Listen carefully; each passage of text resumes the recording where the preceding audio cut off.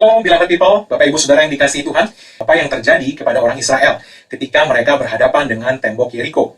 Kita melihat bagaimana tembok itu runtuh di hadapan mereka ketika mereka mengikuti instruksi Tuhan untuk menutup mulut mereka saat mengelilingi tembok Yeriko. Daripada mengeluarkan komentar-komentar negatif di saat segalanya kelihatan sangat sukar atau mustahil seperti tembok Yeriko itu, Tuhan menginstruksikan mereka untuk mengunci mulut mereka, sehingga mereka jangan sampai menghancurkan masa depan mereka sendiri dengan perkataan mereka dan menghalangi apa yang Tuhan sudah siapkan untuk mereka. Hasilnya, tembok yang sangat perkasa itu runtuh sama sekali di hadapan orang Israel, dan mereka mengalami kemenangan yang sangat luar biasa. Banyak anak-anak Tuhan memulai dengan iman, tetapi mengakhiri dengan keraguan. Mengapa? Sebab mereka tidak menyadari bahwa tidak semua benih perkataan iman yang mereka taburkan berbuah dengan segera.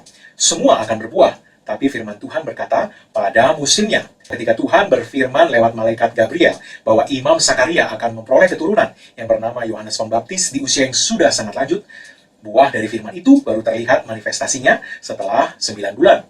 Lain lagi dengan Abraham.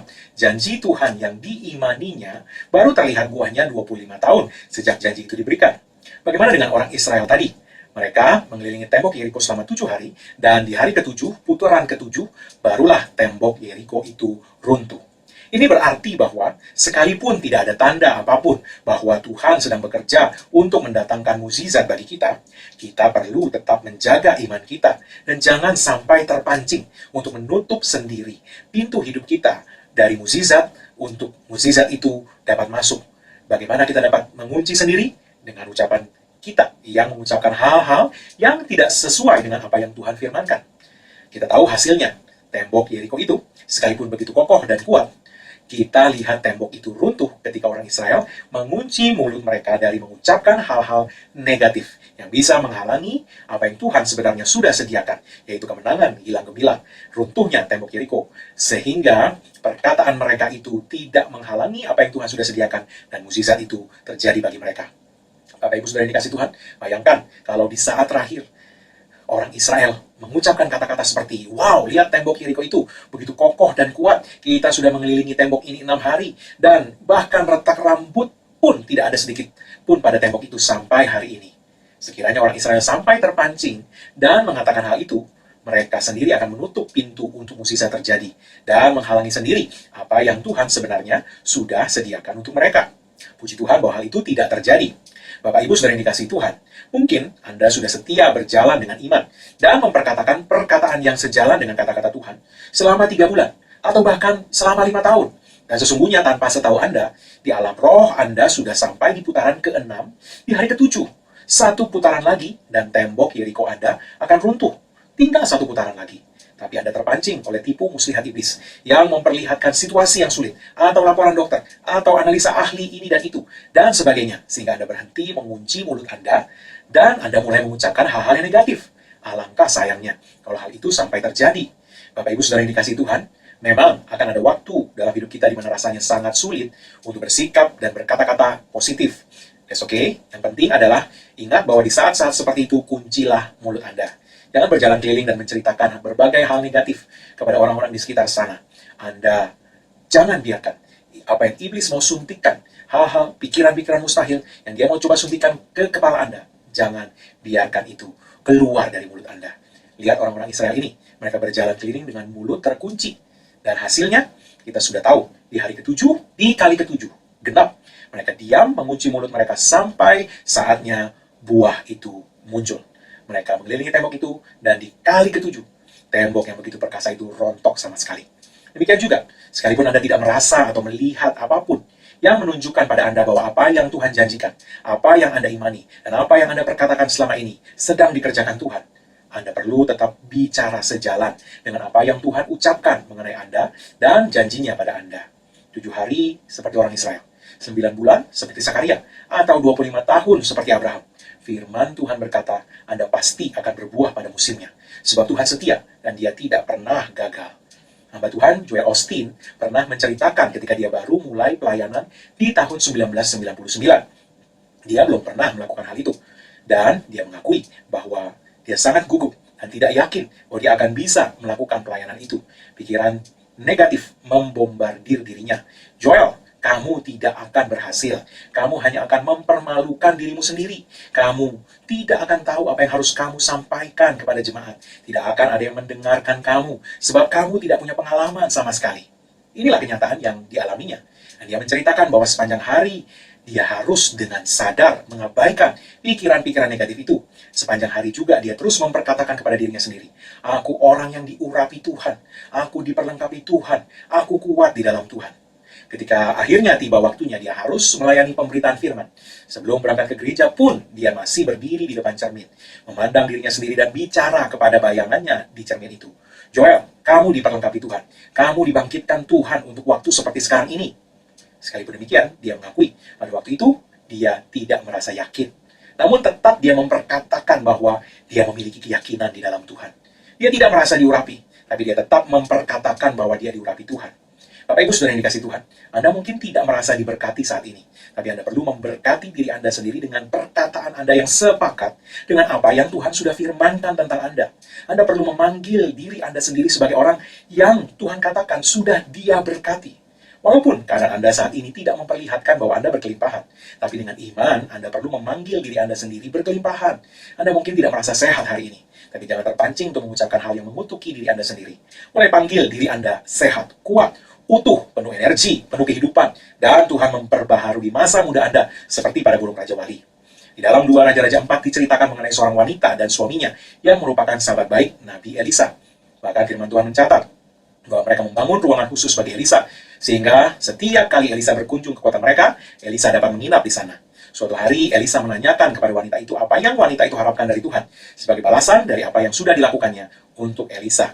Wanita itu menjawab Elisa bahwa mereka baik-baik saja dan tidak menginginkan apa-apa. Kemudian, asisten Elisa lah yang memberitahukan kepada Elisa bahwa pasangan ini tidak mempunyai keturunan. Maka, ketika Elisa akan berangkat dari kota mereka, Elisa menubuatkan bahwa pada tahun depan pasangan itu akan memiliki anak. Wanita ini sangat bersuka cita. Sungguh janji itu rasanya sangat luar biasa. Bahkan kelihatannya sangat tidak mungkin. Namun demikian, sebagaimana dikatakan oleh Elisa, pada tahun berikutnya wanita itu memiliki anak.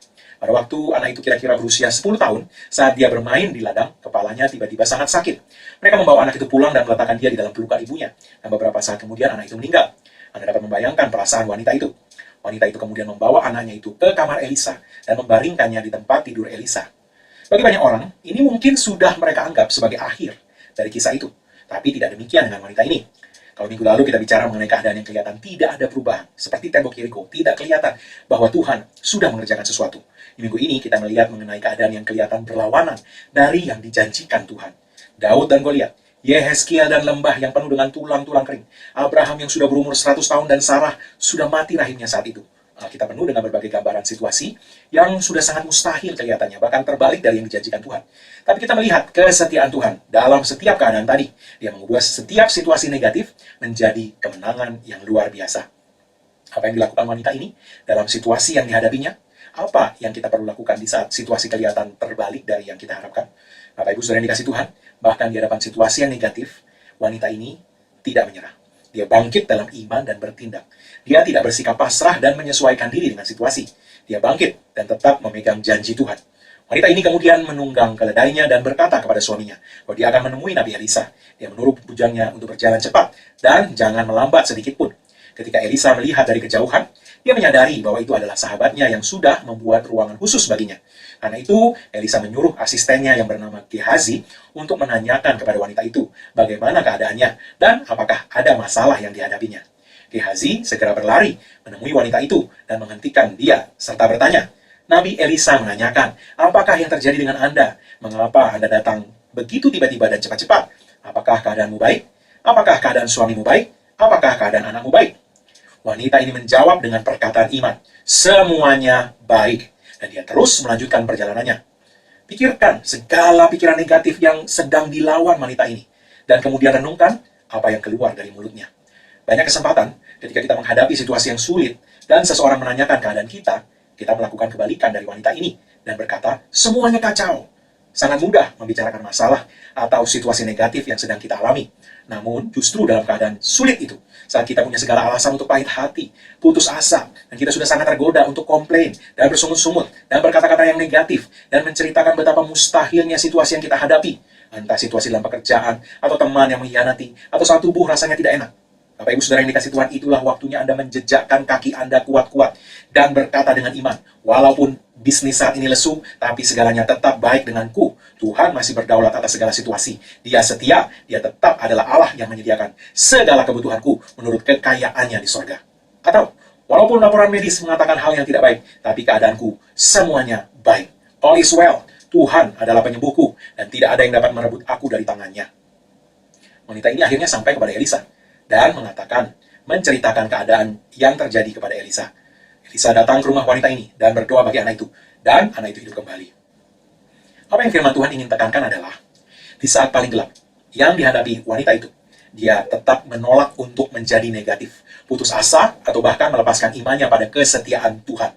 Wanita ini tetap tidak mau mengucapkan kekalahan. Saat Gehazi bertanya kepadanya, apakah keadaannya baik? Wanita ini dapat saja menjawab dengan hal-hal negatif yang saya percaya sedang menyerang pikirannya. Tidak, saya sedang menghadapi tragedi. Saya menghadapi tantangan terbesar dalam hidup saya. Dan semua orang juga akan setuju dengan jawaban itu. Tapi perhatikan bahwa dia tetap memilih untuk berkata-kata dengan iman walaupun pikirannya sedang penuh dibombardir dengan keraguan dan kenegatifan. Wanita ini menjaga mulutnya dan tidak membiarkan perkataannya sendiri menjadi jerat bagi dirinya dan masa depannya. Bapak Ibu yang dikasihi Tuhan, saat Anda menghadapi situasi yang sulit, kecewa, atau bahkan saat hati Anda sakit rasanya, latih diri Anda untuk mengikuti teladan wanita ini. Katakan dengan iman, semuanya baik. Mungkin memang yang kelihatan itu menunjukkan situasi yang tidak baik. Bahkan mungkin rasanya juga tidak terasa sedang baik-baik saja. Di alam natural Anda mungkin sudah seharusnya berkeluh kesah dan bicara betapa buruknya situasi. Tapi di saat seperti itu, itulah waktunya Anda bangkit dalam iman dan membuat perkataan iman, semuanya baik. Itulah saatnya di mana kuasa paling besar di alam semesta ini akan bekerja untuk kebaikan Anda dan mengubah situasi menjadi kemenangan besar. Tuhan dapat membangkitkan impian yang sudah mati. Dia dapat membangkitkan pernikahan yang sudah mati. Dia dapat memulihkan kesehatan yang sudah menurun. Dia dapat memulihkan bisnis yang sudah kolaps. Saat Anda sepakat dengan Tuhan, bukan hanya berdoa, tapi sepakat dengan Tuhan juga dengan perkataan Anda, homologeo, mengucapkan yang sama dengan yang Tuhan ucapkan seperti yang kita sudah pelajari minggu lalu, maka tidak ada lagi yang mustahil bagi Anda. Anda mungkin sedang menghadapi halangan yang begitu besar, dan situasi memang kelihatan sangat buruk. Tapi ada satu kunci yang perlu Anda ingat. Jangan bicara tentang ukuran masalah Anda. Bicaralah tentang besarnya Tuhan yang kita sembah. Tuhan menghentikan matahari dan bulan bagi Yosua, sehingga siang tidak berganti menjadi malam sampai Yosua mengalahkan musuhnya.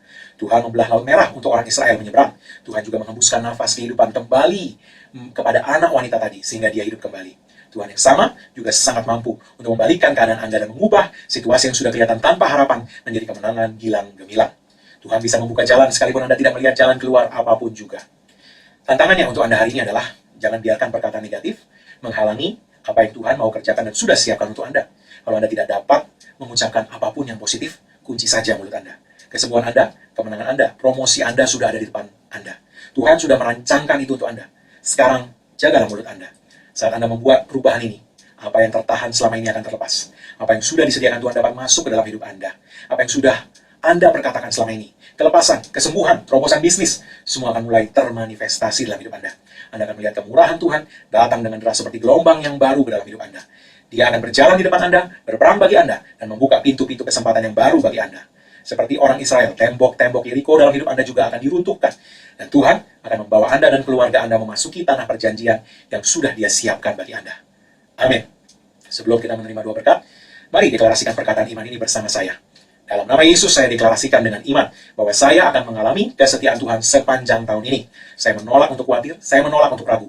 Saya akan tetap mempercayai Dia, sebab Dia pasti tidak akan gagal menepati perkataannya. Karena kesetiaan Tuhan, setiap janji Tuhan kepada saya pasti termanifestasi. Dan saya akan memiliki setiap hal yang sudah difirmankannya untuk saya. Inilah perkataan iman saya. Amin. Bapak Ibu Saudara dikasih Tuhan, mari angkat kedua tangan di hadapan Tuhan dan terimalah berkat Tuhan. Karena bagi Yesus Kristus telah kerjakan bagi kita di kayu salib. Karena curahan darahnya, karena penebusannya sempurna. Maka sekarang tidak ada lagi penghukuman bagi setiap orang yang ada dalam Kristus Yesus. Yang ada hanyalah berkat Tuhan tercurah berlimpah-limpah memberkati engkau dalam segala hal. Oleh berkat Tuhan itu kau naik terus dan tidak turun, kau jadi kepala dan bukan ekor. Dan apa yang disentuh tanganmu dibuat Tuhan berhasil. Dengan panjang umur Tuhan mengenyangkan engkau, dan Tuhan memperlihatkan kepadamu keselamatan yang daripadanya.